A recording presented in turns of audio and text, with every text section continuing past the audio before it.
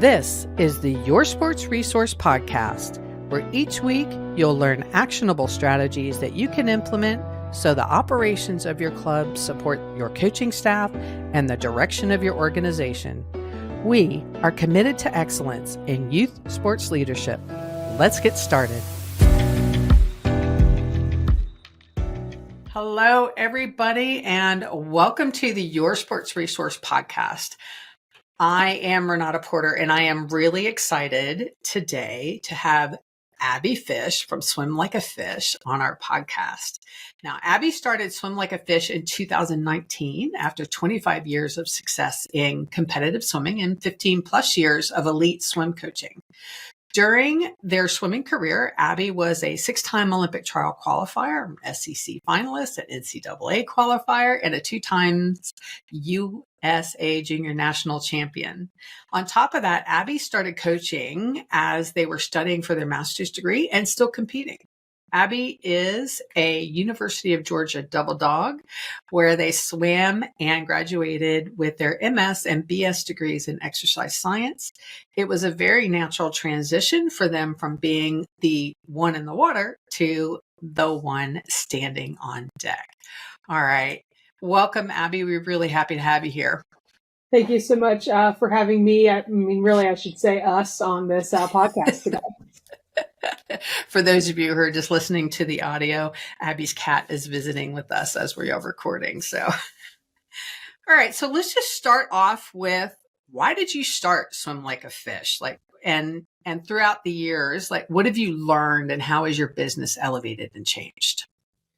Yeah. So, I mean, the short version to a really long story is I felt like there wasn't enough visual feedback for swimmers. So how do we get them to learn through video content and different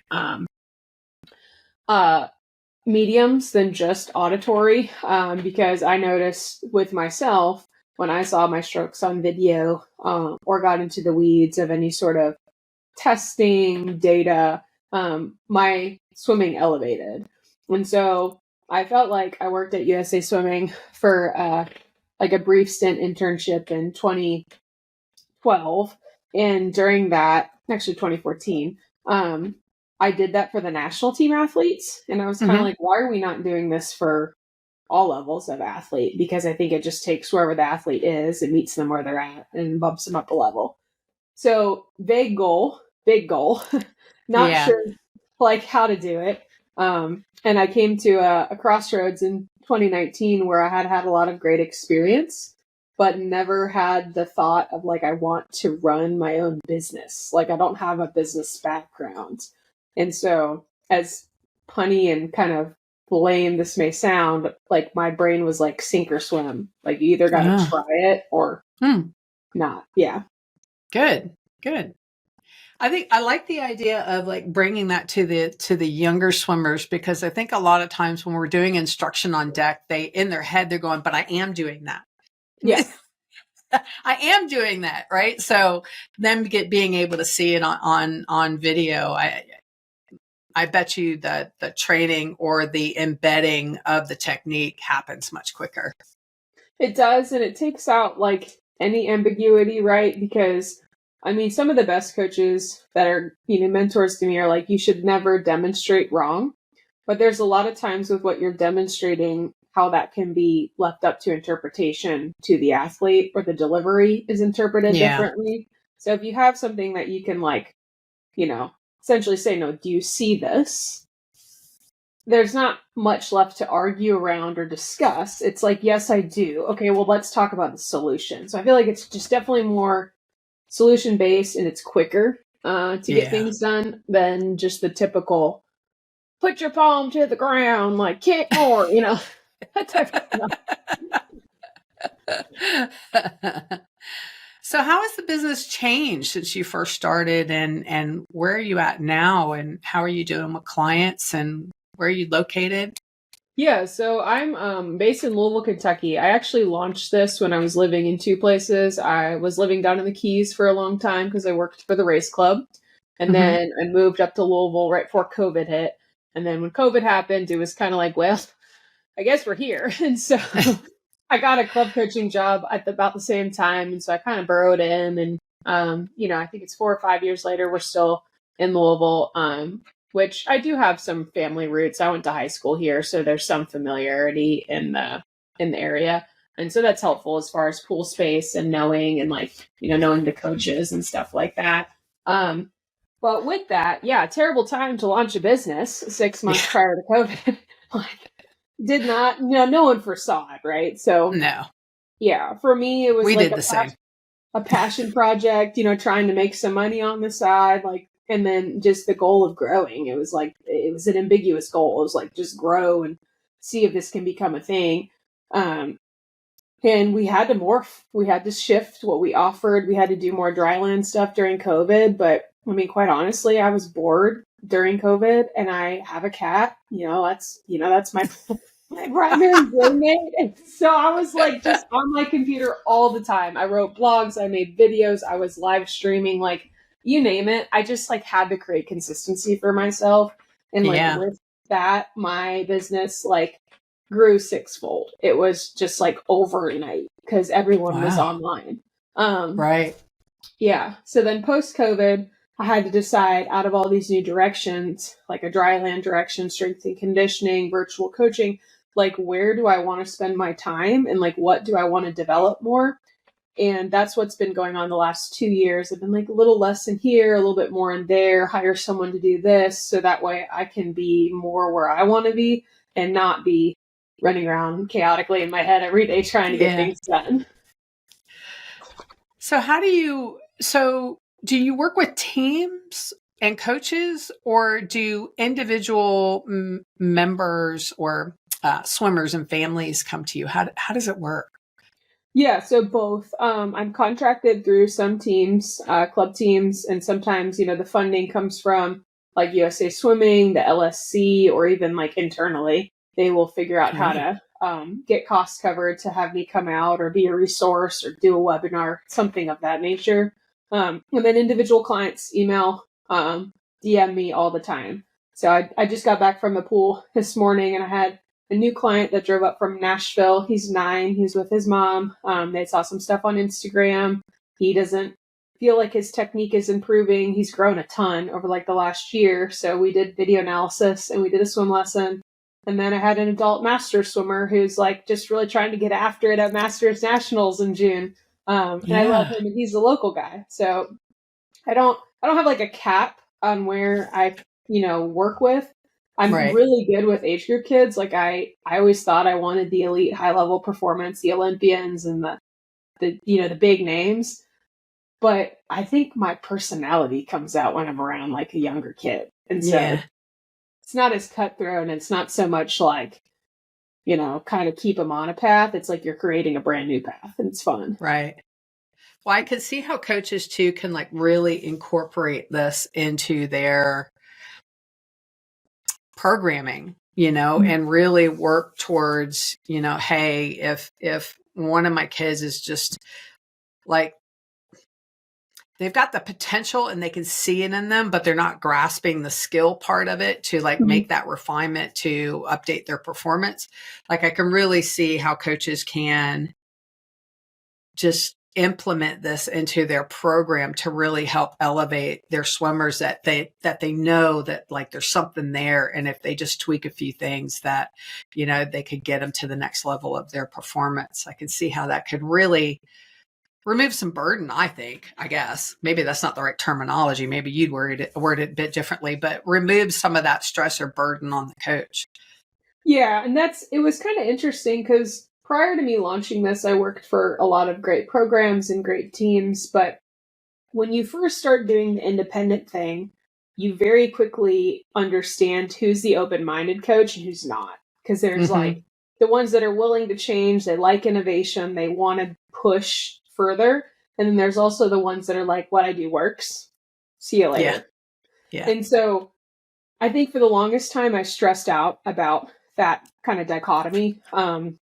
And felt like I needed to speak my worth, be who I said I was, and it was just this tightrope that I was walking all the time, and it was exhausting. because I was focusing on the wrong people, right? Like I was trying to turn the heads of the ones whose heads are not going to turn.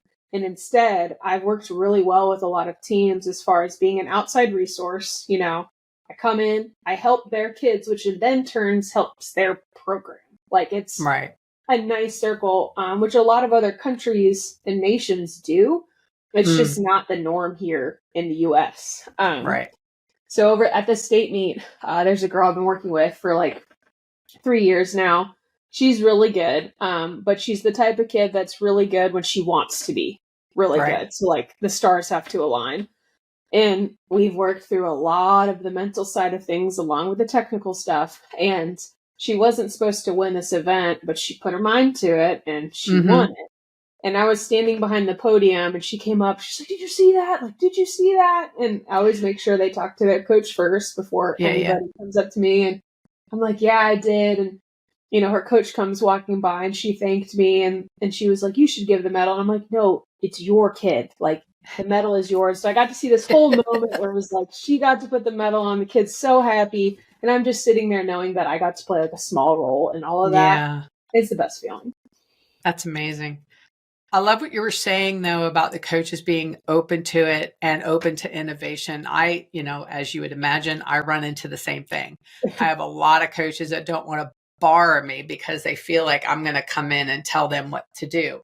And in a way, I guess I am, but it's more of like an advisor to work with for improvement of the organization and their leadership skills. Because let's face it, the business is very different today than it was when we were coming up. A lot of coaches learned via osmosis from the head coach.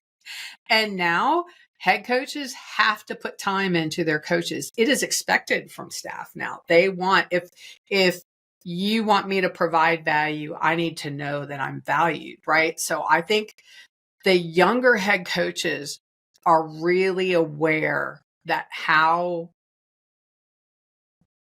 I guess, people are in their work, in the workplace all across the board is very different than when we were coming up.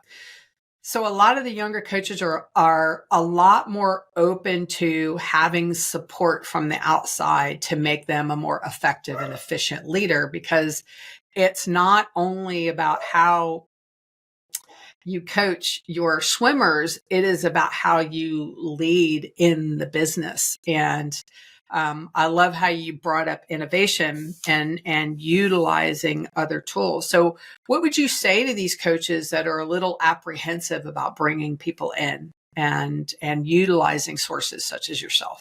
I think the biggest thing is making sure that you and the person that you're potentially going to work with are aligned in the vision that you want for your program.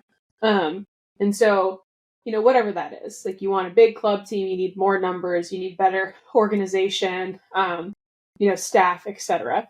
I think the goals have to be aligned, because at the end of the day, when you work with people, it's relationship based. And so there's bound to potentially be miscommunications, issues.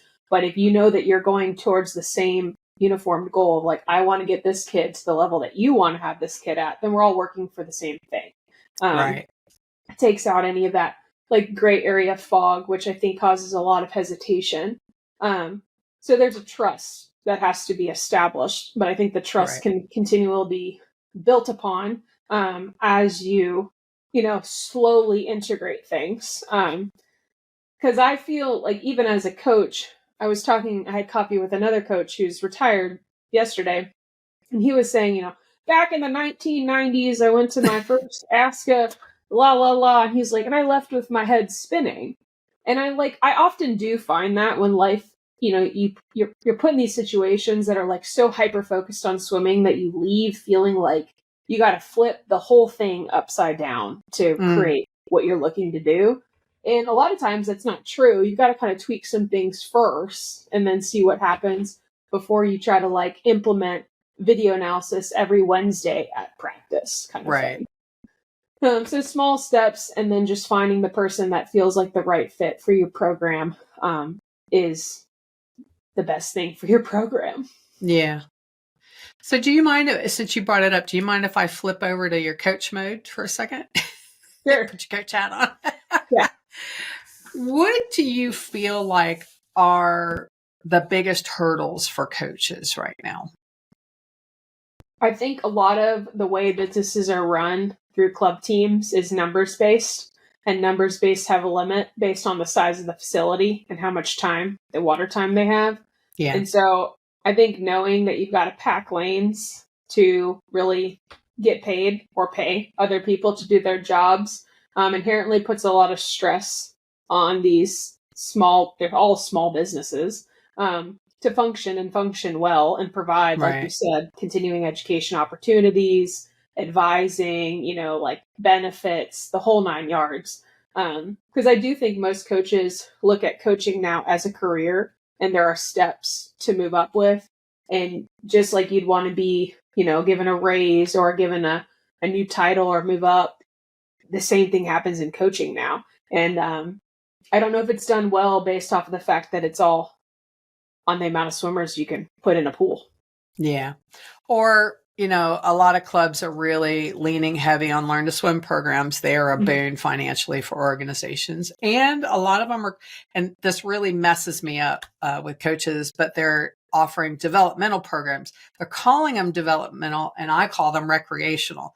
Because Yeah. in my mind, old school developmental is 8 and under. Right. Yeah. So when they say developmental, I get really messed up. But essentially what they're doing is they're doing a track for the families from littles all the way to older children who really just enjoy swimming, but don't want the pressure of the competitive sport. And those kind of programs really help. But you touched on a really good point that, coaches, I think in Olympic sports, a lot of these coaches are shifting to where these are their full-time jobs. These are their roles. They're not like the volunteer dad that's coaching football after school and stuff like that. Yeah. And what's really interesting is that I find, or I feel, that the clubs aren't really kind of keeping pace with that in the fact that they don't spend time developing their staff.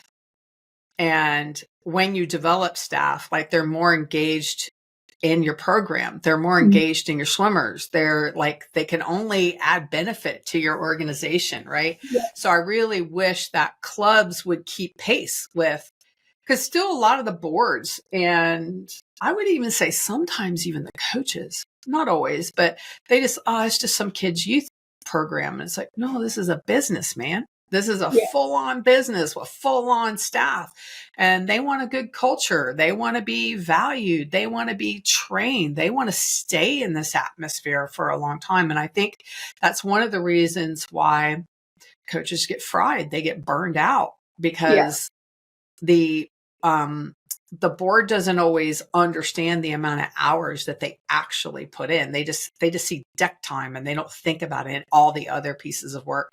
Or like this season we're going through right now, where you have what feels like almost 2 months straight of just meet after meet after meet after meet.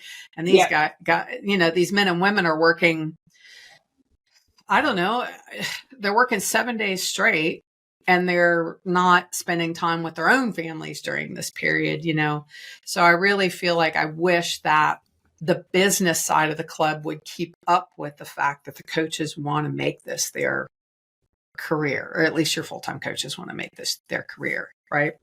Yeah. And I think it's always been seen, from the perspective of, if you really wanted the stable, steady job, you go into collegiate coaching, because you've got an institution backing you with an HR department, like you've got more marketing, things. But then you go into the coach-owned, board-run, organization-run style clubs, and they're all different. They all have their own sets of pros and cons, like which direction you go. And so I feel like it's always been a hierarchy to coaching. Like if you're a club coach, there's great club coaches, and thank God for them, right? Like, because they put in the hours you're describing and they do the thing. But a lot of times it isn't great atmospheres. It isn't great work-life balance. Like it's not, it's the job that's always been known as a grind, and it's still heavily like you're rewarded and seen as like this being on a pedestal if you're still doing that. And it's kind of like, but at the same time, you got all these millennials and Gen Zs running around that are like, I want a limited time off. I want, I want to travel. And it's like, they don't match totally. Yeah. No, they don't. And people, rightfully so, want to be able to spend time with their family. I mean, just like, I hate comparing these two, and I'm not really comparing these, but like a lot of coaches end up in divorce. I was going to compare it to police and firefighters and all that, and that's probably not a very fair assessment. But Yeah. I think that, the amount of family time that they miss, which is similar to those professions, same with the medical profession, is that it actually, I think it kind of crushes the soul a bit for an individual to constantly be giving up their own family and their own personal life. So I just wish that clubs would kind of recognize this and treat these positions as real full-time jobs that they actually are. I mean, they know common sense wise, like I know they're on payroll, I know they're on a contract, but still like the belief is that it's just a kid's sports team, and it feels very flippant, and I wish that it wasn't. Yeah. So how do you see your business evolving and changing over the next year? Do you have anything new and fun coming out? Yeah. So we, as I said, like it's kind of shifted and changed like post COVID. And so last year was the first year, like start to finish, that didn't really have like a big COVID flare going on, not just in the US, but, kind of around the world. So more places were open, traveling was kind of back to normal. That I felt like it was good for me to finally see how many doors and opportunities may come towards us. And so we ran 16 swim camps last year. And I never really thought about us as being a swim camp company, like. Yeah. Yeah, we've done camps in the past, but to that magnitude, no. And so once I sat down and did, the 2023 kind of recap and looking through what we have accomplished, I'm like, okay, that's great. Money wise, great. Also, amount of swimmers you can affect, great. But amount of time on the road, like going into the work life balance and, having to be in different time zones and out of your own element. I was like, I personally don't feel like that's sustainable for the next 10 years of my life. Right. So I went to the drawing board and I was like, what can we do to still affect people well, offer these opportunities, but do them in Kentucky. And so that's what I did. I was like, you know what? We're going to start doing camps here in Louisville because people want to go to swim camps. And we've done 2, and they've gone really well. Beautiful. And you market them out to the clubs to come in, or? Yeah, the clubs, mainly for the local kids here. I just put them out in my email newsletter and on social media. But yeah, we've been pulling people. The first camp we ever did, I had someone fly from Minnesota, and I was kind of like, this is a pinch me moment that someone wants to like go that far. Like I have a lot of clients, like the Nashville kid that just came, that they drive, and I had a Canadian client come down quite a few times. They drive 18 hours. It's just, but I don't get like caught up in that. It's just like a swimmer in a pool.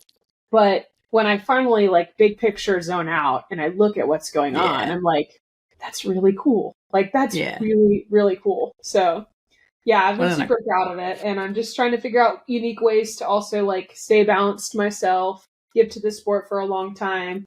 But not give up so much of me, because I kind of felt like I got a little lost in things last year, that, I stay grounded because I'm a better coach when I'm also grounded too. Yeah.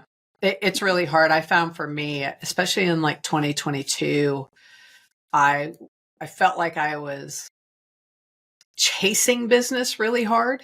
Mm-hmm. And I felt like I really got away from what I wanted to do and what I thought we should be doing. So I kind of did the same thing I took an audit, and I went, okay, this is really not where I want to go, Yeah.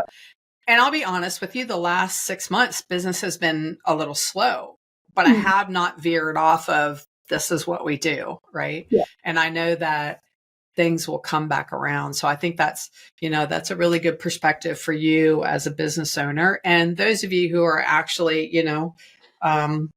maybe running their own clubs or their own businesses that are swim adjacent like us, That's something to really keep in mind when running a business. It's really easy to get caught up in, the bananas on social media of you got to do this and you got to do that. And it's really easy to get pulled in to go, oh, I could offer that. I could offer something similar to that. And no, just stick to your skills, stick to your passion and what you love, and the business will come. Yeah. The business will absolutely come. I do find like businesses cycle, and I feel like if you're in it for the long haul, like you do know that this is going to be what you end up doing, it's easier to not be on that roller coaster of like, hey, we're doing really well, things are going really well on the internet, all of that, to like the crash of the algorithm, and then all of a sudden like your ego is hurt, and then you're dealing with like that being intertwined with your own identity. Right. Yeah, because I do feel like this year I started off this year purposely slow. I was like, I need to find my bearings, get my feet down, and I've been really happy about that because I feel more clear up top. Like I'm getting to things sooner, and it may not be something that exchanges for income, but it's important. It's like that relationship, it's that connection, it's the piece that may lead to something in the future, the building stuff. So yeah, I've been proud of myself because I'm a go-getter. I'm like, I'll hustle all day long. Like that is how I trained.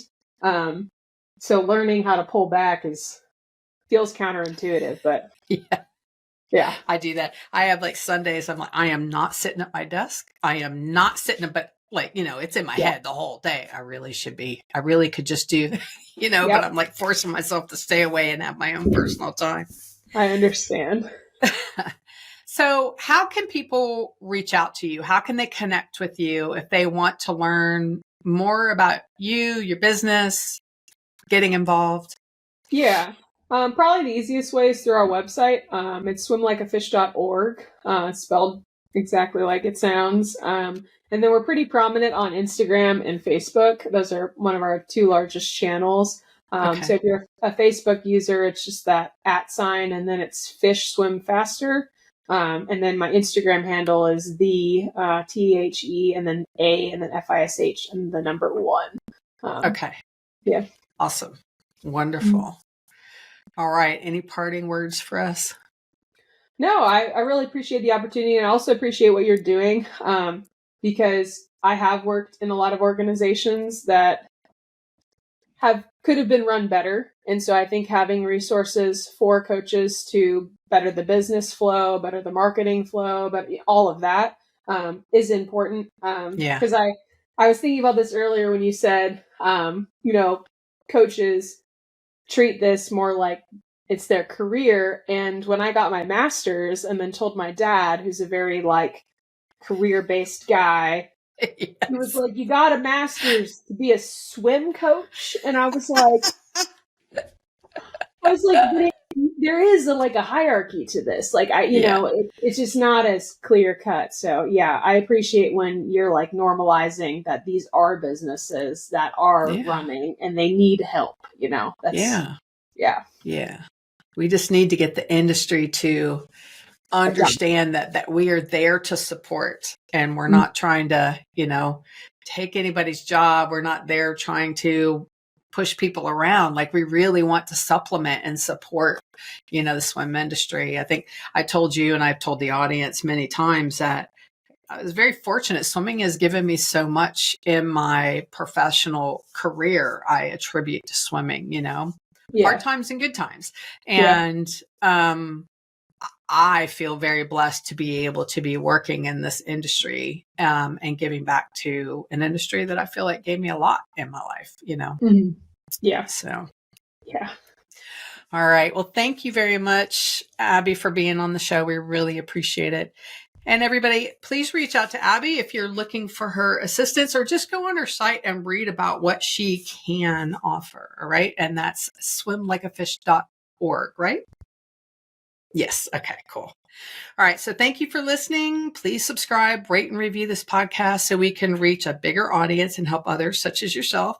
And don't forget to visit our website, yoursportsresource.com, where you can find articles and tools as well as more info on how we can work together directly. And finally, remember, what is common sense isn't always common practice. Put what you learn into action. Don't just be good at it, everyone. Thank you.